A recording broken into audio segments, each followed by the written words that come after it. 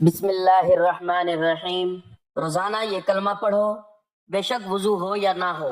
اس کلمے کو پڑھنے سے جسم سے ہر بیماری دور ہو جاتی ہے اور مرتے دم تک کوئی بیماری نہیں لگتی۔ محترم ناظرین، ہمارا آج کا وظیفہ ایک ایسا کلمہ پڑھنے کا وظیفہ ہے۔ یہ کلمہ آپ دن میں چلتے پھرتے، اٹھتے بیٹھتے کسی بھی وقت پڑھ سکتے ہیں۔ یہ کلمہ پڑھنے سے آپ کے جسم سے ہر بیماری دور ہو جائے گی، کیونکہ یہ بہت ہی زیادہ بابرکت اور طاقتور کلمہ ہے۔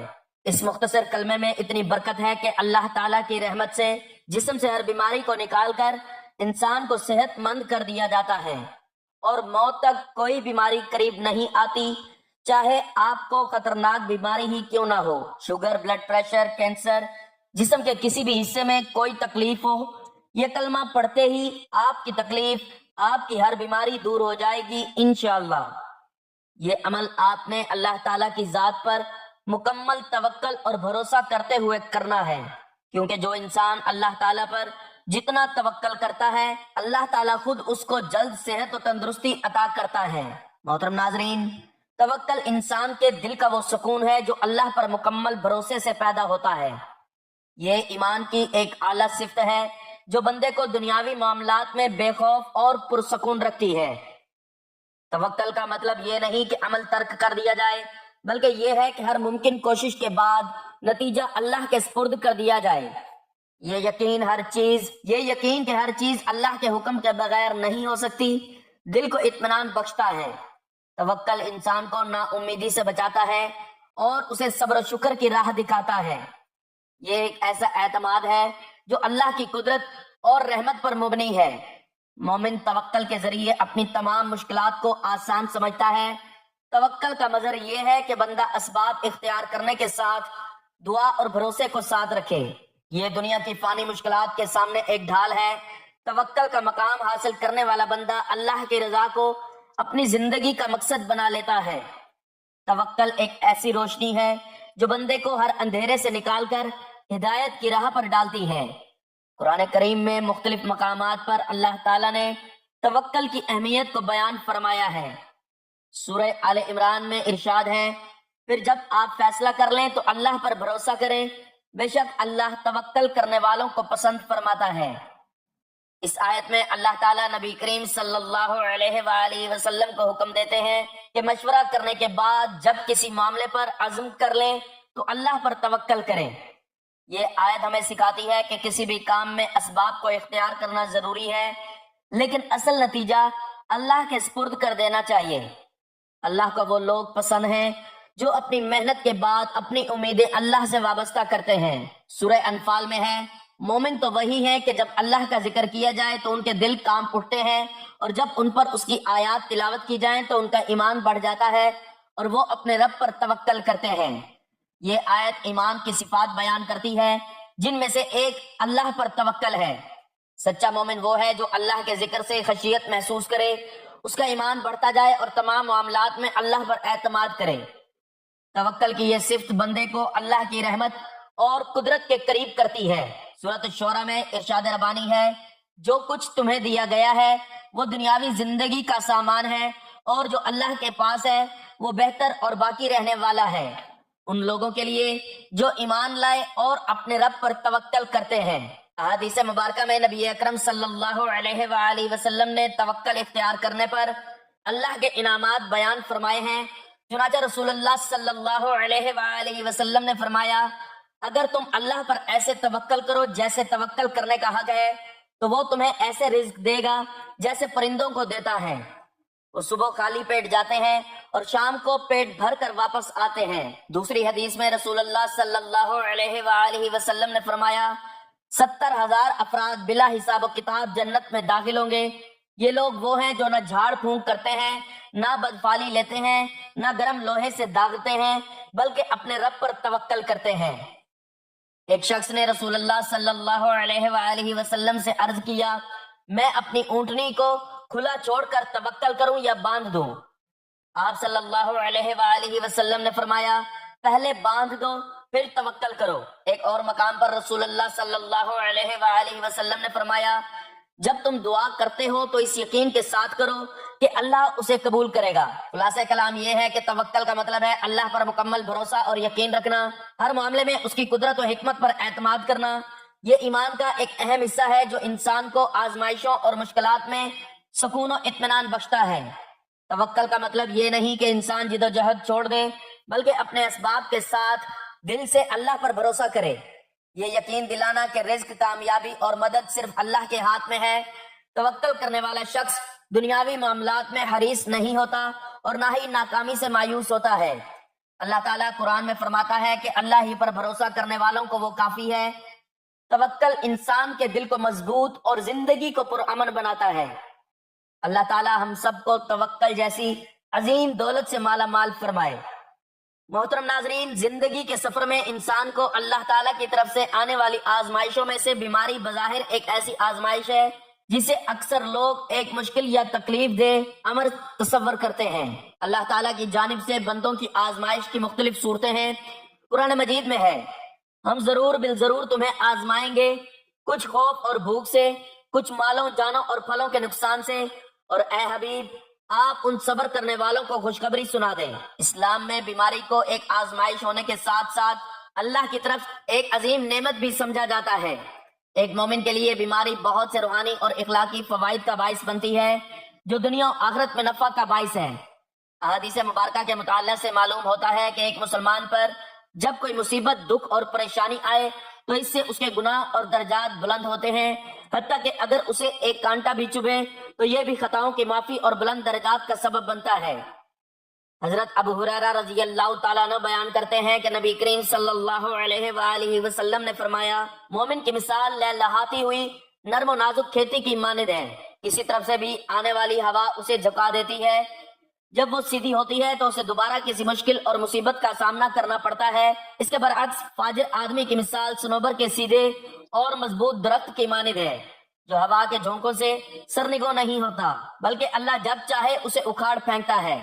اللہ تبارک و تعالیٰ نے انسان کو لاتعداد نعمتیں عطا کی، ان میں کچھ نعمتیں ایسی بھی ہیں جو انسان کو زحمت معلوم ہوتی ہیں، جبکہ وہ بھی حقیقت میں رحمت ہوتی ہیں اور اللہ تعالیٰ کی طرف سے انسان کی بھلائی کے لیے اتاری گئی ہیں۔ تندرستی اور بیماری یہ دونوں انسان کے لیے بالکل قدرتی چیزیں ہیں۔ انسان صحت مند بھی رہتا ہے، بیمار بھی ہوتا ہے، یہ نہ مایوس ہونے کی چیز ہے اور نہ نفرت کرنے کی۔ تندرستی اللہ کی طرف سے بندے کے لیے ایک راحت ہے تو بیماری بھی اللہ کی طرف سے ایک نعمت ہے۔ تندرستی میں انسان کو اللہ کا شکر ادا کرنا چاہیے، اسی طرح بیماری میں بھی صبر سے کام لینا چاہیے۔ حضرت صہیب بیان کرتے ہیں کہ رسول اللہ صلی اللہ علیہ وآلہ وسلم نے فرمایا، مومن کا معاملہ تو تعجب خیز ہے کہ اس کا ہر کام خیر پر مبنی ہے، اور یہ اعزاز صرف مومن ہی کو حاصل ہے۔ اگر اسے خوشی حاصل ہوتی ہے تو وہ اس پر اللہ کا شکر بجا لاتا ہے، اور یہ شکر بجا لانا اس کے لیے نہایت مفید ہے، اور اگر اسے کوئی مصیبت یا پریشانی لاحق ہوتی ہے تو وہ اس پر صبر کرتا ہے، اس صبر کرنے میں بھی اس کے لیے خیر و برکت ہے۔ حضرت ابو ہریرہ رضی اللہ تعالیٰ عنہ بیان کرتے ہیں کہ رسول اللہ صلی اللہ علیہ وآلہ وسلم نے فرمایا، اللہ تعالیٰ جس کے ساتھ خیر کا ارادہ کرتا ہے اس کو اپنی طرف سے مصائب پہنچاتا ہے۔ علامہ بدر الدین عینی رحمۃ اللہ علیہ لکھتے ہیں، اللہ تعالیٰ انسان کو مصیبت پہنچاتا ہے تاکہ اس کو گناہوں سے پاک کر دے۔ مومن اس دنیا میں جسمانی اور روحانی طور پر مختلف عوارض میں مبتلا رہتا ہے۔ ان لاحق ہونے والے عوارض پر بندہ مومن کے لیے بہت سی فضیلتیں اللہ تعالیٰ کی جانب سے حاصل ہوتی ہیں۔ حضرت ابو سعید خدری رضی اللہ تعالیٰ عنہ اور ابو ہریرہ رضی اللہ تعالیٰ عنہ بیان کرتے ہیں کہ نبی کریم صلی اللہ علیہ وآلہ وسلم نے فرمایا، کسی مسلمان کو کوئی بھی بیماری، تکلیف، تھکاوٹ، غم، پریشانی یا ایذا وغیرہ لاحق ہوتی ہو، حتیٰ کہ اگر اسے کانٹا بھی چبھے تو اللہ تعالیٰ اس تکلیف کے عوض اس مومن کے گناہ معاف کر دیتا ہے۔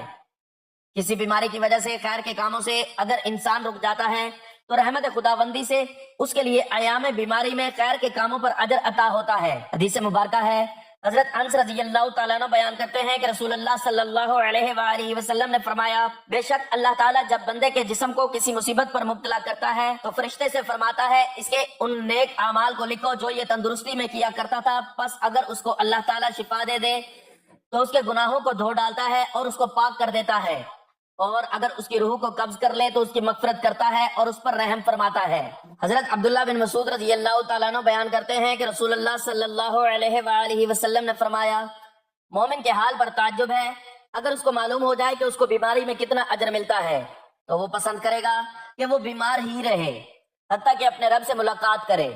بے شک جب بندہ بیمار ہوتا ہے تو اللہ تعالیٰ کرامن کاتبین سے فرماتا ہے میرے بندہ کے لیے وہ عمل لکھو جو وہ دن اور رات میں کیا کرتا تھا اور اس میں بالکل کمی نہ کرو، اس کو اس کا بھی اجر ہوگا جو اس کو نیک اعمال سے روک دیا گیا، اور جو وہ عمل کیا کرتا تھا اس کا بھی اجر ہوگا۔